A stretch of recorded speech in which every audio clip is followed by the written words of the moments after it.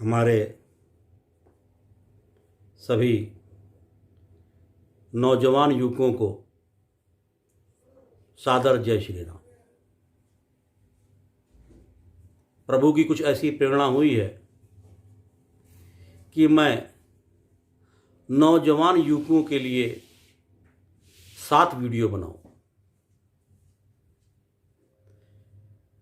ये 7 वीडियो हमारे नौजवान युवकों को प्रभु से जोड़ने के लिए, हमारे नौजवान युवक कैसे खुशहाल जीवन जी सकें इसके लिए, और हमारे नौजवान युवक कैसे अपने आप को डेवलप कर सकें इसके लिए मैं ये वीडियो बना रहा हूं। मुझे विश्वास है कि प्रभु की कृपा से जब हमारे नौजवान युवक ये 7 वीडियो देखेंगे तो निश्चित ही उनके अंदर सुधार होगा, उनका आत्मबल बढ़ेगा, प्रभु के प्रति जो उनकी सोच है वो बढ़ेगी, प्रभु के प्रति उनका प्यार बढ़ेगा। तो आइए हम आज पहले वीडियो में शुरुआत करते हैं कि हमारे नौजवान युवक वो क्यों प्रभु से दूर हैं, क्यों उनका विश्वास नहीं है प्रभु के प्रति। इसका मुख्य कारण है मेरे माता पिता, मेरे अभिभावक, मेरे शिक्षक और मेरी शिक्षा। आज के समय में जो शिक्षा दी जा रही है वह कुछ स्तर तक तो सही है, लेकिन उसमें अभी बहुत कमियां हैं। उन कमियों के कारण ही हमारे नौजवान युवक प्रभु से दूर हैं। माता पिता, हमारे माता पिता की ये सोच है आजकल कि हम मंदिर जा रहे हैं तो बच्चों को ना ले चलें, क्योंकि पढ़ाई बच्चों को करनी है, बहुत पढ़ाई करनी है, और मंदिर में ले जाएंगे तो घंटा 2 घंटा समय बच्चों का नष्ट हो जाएगा। हमारे जो गुरु हैं वो भी बच्चों को सिर्फ वही पढ़ा रहे हैं, वही शिक्षा दे रहे हैं जो पाठ्यक्रम में दी गई है। उसके अलावा हमारे गुरु नहीं सोच रहे हैं कि कैसे हम उनका आध्यात्मिक विकास करें, सामाजिक विकास करें, और कैसे हम उन्हें प्रभु से जोड़ें। जब बच्चों को शिक्षा ही नहीं दी जा रही है तो स्वाभाविक रूप से बच्चे प्रभु से दूर होंगे, और इसके लिए हम बच्चों को क्यों दोषी माने? बच्चे दोषी नहीं हैं। मैं इस वीडियो के माध्यम से जो हमारे नवयुवक हैं, जो हमारे बच्चे हैं, हम उनसे सिर्फ इतना ही निवेदन करते हैं कि हम उनसे 7 दिनों में मात्र 10 मिनट मांगेंगे, और आप सिर्फ 10 मिनट 7 दिन इस वीडियो को देखेंगे, सुनेंगे, चिंतन करेंगे, मनन करेंगे, तो मेरे प्रभु के आशीर्वाद से आपका विकास होगा, आपका आध्यात्मिक विकास होगा, आपकी सोच जो प्रभु के प्रति है वो बदलेगी, और आप जो देश के प्रति सेवा करने जा रहे हैं वह अच्छी तरह से करेंगे।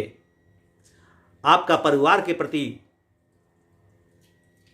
सोच बदलेगी, और आप खुशहाल रहेंगे, कैसे खुश रहा जाता है, ये इन 7 दिनों में आप सीखेंगे। आइए पहले दिन हम चर्चा करते हैं कि युवाओं को ईश्वर से क्यों जोड़ा जाए। युवाओं का काम तो है इस समय पढ़ना, अपना कैरियर बनाना, अपना भविष्य बनाना। तो यहां पर क्या जरूरत है कि उनको ईश्वर से जोड़ा जाए? पहला बहुत महत्वपूर्ण प्रश्न है कि क्या जरूरत है कि हम युवाओं को, छात्रों को ईश्वर से जोड़ें। अब देखिए, इस प्रश्न के जवाब के लिए हमें थोड़ा सामाजिक चिंतन करना पड़ेगा। सामाजिक चिंतन की दिशा में हम चलते हैं कि जैसे मेरा कोई परिचित या मेरा कोई रिश्तेदार या मेरे कोई परिवार का मंत्री है या शासन में कोई बहुत बड़ा अधिकारी है, तो स्वाभाविक रूप से मेरा मनोबल बढ़ जाएगा। कोई भी बात होगी तो हमारे ये रिश्तेदार, मंत्री हमारी मदद करेंगे। इसी तरह अगर हमें ये विश्वास हो कि ईश्वर है और ईश्वर हमारा है, तो हमारा आत्मविश्वास उससे अधिक बढ़ा रहेगा यदि मेरे परिवार में कोई मंत्री है। जितना भरोसा हमें उस मंत्री पर होगा, उस अधिकारी पर होगा, उससे अधिक भरोसा हमें ईश्वर पर होगा। तो यहां पहले अब हम चर्चा कर रहे हैं कि ईश्वर है, यह विश्वास हमें कैसे हो। क्योंकि विज्ञान ने बहुत कुछ दिया है, लेकिन एक सबसे अधिक दुर्गुण जो दिया है, एक सबसे अधिक जो गलत सोच दी है समाज को कि नहीं, ईश्वर नहीं है। धीरे धीरे विकास के माध्यम से मनुष्य बना और धीरे धीरे विकास के माध्यम से यह समाज बना है। हम उन वैज्ञानिकों से पूछना चाहते हैं कि आजकल विज्ञान ने बहुत तरक्की कर ली है, कोई जीव तो छोड़िए, क्या आपने कोई वनस्पति भी बनाई जो आज तक इस संसार में नहीं थी? कोई ऐसा पेड़ पौधा बनाया जो इस संसार में नहीं था? कोई ऐसा अन्न बनाया जो इस संसार में नहीं था? कोई ऐसी सब्जी बनाई जो संसार में नहीं थी? कोई ऐसा फूल बनाया जो इस संसार में अभी तक नहीं था? ये हमारे वैज्ञानिक जो फूल हैं उसका आकार सुंदर कर सकते हैं, बड़ा कर सकते हैं, छोटा कर सकते हैं, जो अनाज है उसका उत्पादन बढ़ा सकते हैं, लेकिन कोई नया अनाज वो पैदा अभी तक नहीं कर पाए।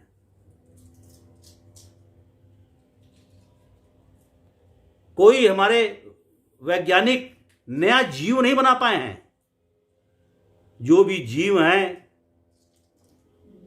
उनका आकार अच्छा कर सकते हैं, सुंदर कर सकते हैं, बड़ा कर सकते हैं, छोटा कर सकते हैं।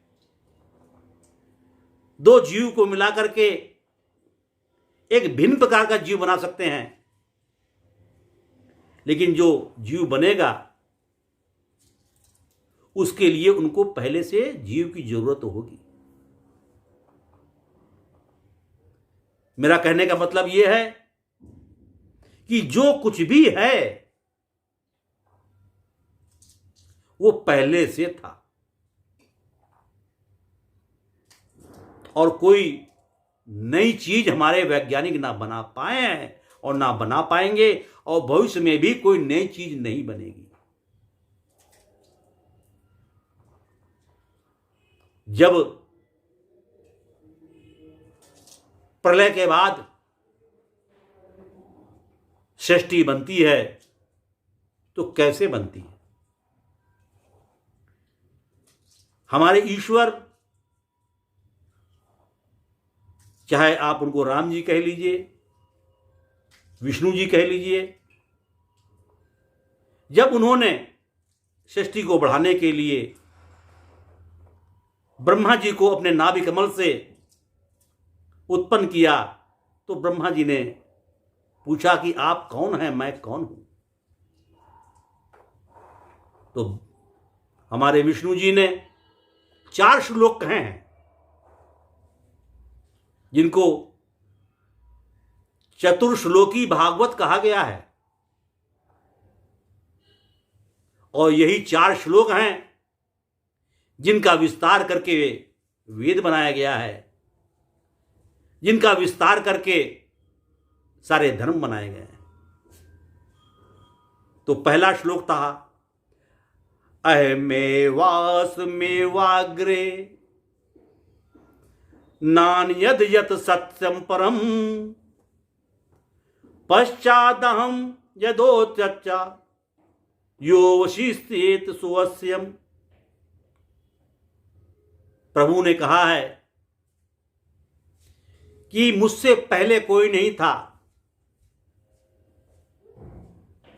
और मेरे बाद भी कोई नहीं होगा। जो कुछ है वो मुझसे ही है, और जो कुछ समाप्त हो जाएगा वो मुझ में ही आ जाएगा। ये जो कुछ भी हम देख रहे हैं, ये प्रभु ने बनाया है, और कैसे बनाया है? अपने में से बनाया है। और जब समाप्त हो जाएगा तो ये कहां चले जाएगा? प्रभु में ही चला जाएगा। इसलिए जो कुछ भी बना दिया है, या जो कुछ भी हम देख रहे हैं, वह सब प्रभु का बनाया हुआ है और अपने में से बनाया हुआ है। दूसरी चीज, अब हमें यह समझना चाहिए कि हम क्यों ईश्वर को माने। पहली चीज तो आपको समझ में आ गई होगी, ईश्वर है, और ईश्वर होता ना तो ये संसार बनता कैसे?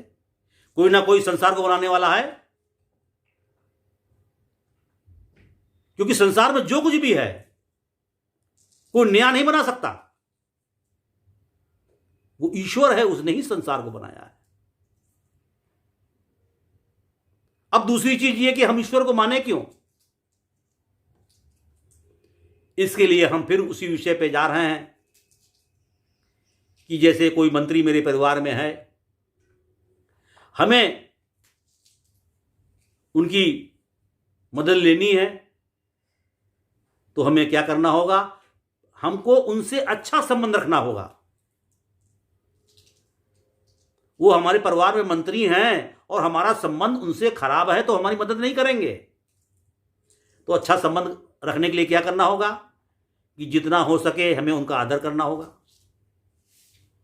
हमें उनकी सेवा करनी होगी, हमें उनका मान करना होगा, किसी भी तरह हमें उन्हें प्रसन्न रखना होगा। इसी तरह जो ईश्वर है, अगर हमें यह सोचना कि वो हमारी मदद करें, वो हमारे साथ हों, तो हमें भी उनको प्रसन्न करना होगा, हमें उन्हें मान देना होगा। वैसे तो ईश्वर ने सब स्वतंत्र कर रखा है कि आप अच्छा करिए, अच्छा पाइए, खूब मन लगा के पढ़िए, और आपको अच्छा रिजल्ट मिलेगा। लेकिन कहीं हमारी कोई कमी हो जाती है, उस कमी को कैसे पूरा किया जाए, कैसे पूरी होगी? तो उसके लिए मंत्री जी भी हैं और मंत्रियों के भी मंत्री हैं हमारे ईश्वर। मंत्री जी के लिए तो कोई लिमिट होगी, लेकिन हमारे ईश्वर के लिए मदद करने के लिए कोई लिमिट नहीं है। हम उनको अगर प्रसन्न रखेंगे, वो हमसे प्रसन्न रहेंगे, तो निश्चित रूप से जानिए कि यदि हमारा कहीं कोई गलत हो रहा होगा, यदि कहीं हम परिश्रम करने से कहीं चूक गए होंगे, यदि हमारा परीक्षा कहीं खराब हो गया होगा, तो निश्चित रूप से वो हमारी मदद करेंगे और वह ईश्वर हमारी कमियों को दूर करेंगे। इसलिए हमें अपने युवाओं से यही कहना है कि हम परिश्रम करें, खूब परिश्रम करें, लेकिन अपने लिए एक आका भी तैयार रखें, अपने लिए एक ऐसा मददगार तैयार रखें कि कहीं हमसे अगर चूक हो जाती है तो उस चूक की भरपाई वो करें। और इसके लिए ईश्वर से अधिक सहायक कोई और नहीं हो सकता। कल इसी विषय को बढ़ाते हुए दूसरी वीडियो के साथ मैं आपके सामने आऊंगा। तब तक के लिए नमस्कार।